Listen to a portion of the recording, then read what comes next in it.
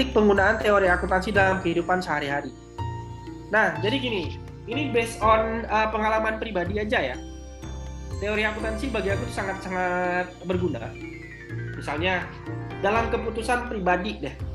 Contoh, mending sewa rumah atau beli rumah, gitu ya. Kalau beli rumah, cicilannya mahal karena ada bunganya, atau sewa aja. Nah, itu ada pertimbangan khusus itu. Nah, kalau sewa, waktu aku kan kebetulan kemarin baru beli rumah ya.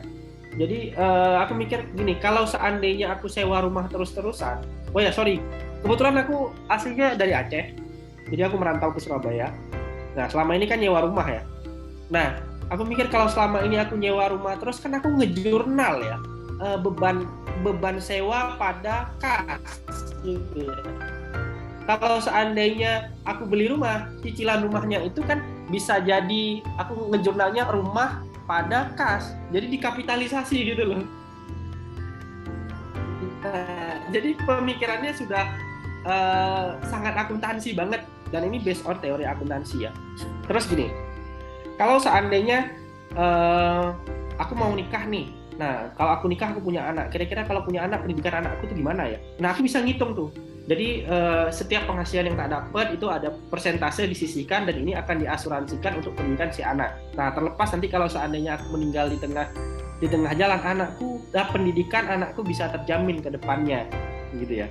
Terus misalnya karena kebetulan aku orang Aceh, aku menginginkan kalau seandainya meninggal itu dipulangin ke Aceh gitu loh. Sehingga aku gimana ya caranya supaya aku meninggal itu bisa dibawa ke Aceh. Nah jadi aku kayak menginvestasikan uang ke sektor-sektor khusus yang mana tak bilang ke orang-orang terdekat kalau seandainya aku meninggal ini tolong dijual dan uangnya buat balikin mayatku ke Aceh gitu. Nah hal-hal seperti itu sangat akuntansi sekali ya, karena kita harus memperhitungkan bagaimana value of money-nya, kita memperhitungkan berapa tingkat keuntungannya, kita memperhitungkan keputusan-keputusan di belakang. Nah ini pengambilan keputusan keuangan yang tadi, terus pengolahan hutang.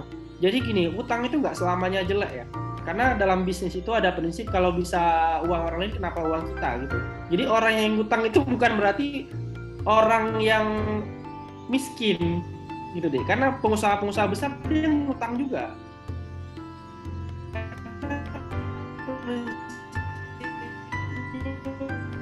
Itu kalau di uang kenapa PT, kalau seandainya bangkrut dan tidak bisa bayar hutang, bank itu tidak bisa nagih ke kita loh. Dia hanya menagih sebesar dengan setoran modal kita di PT tersebut. Nah, pengelolaan hutang ya. Jadi keputusan-keputusan itu sebenarnya sangat teori akuntansi sekali. Ya.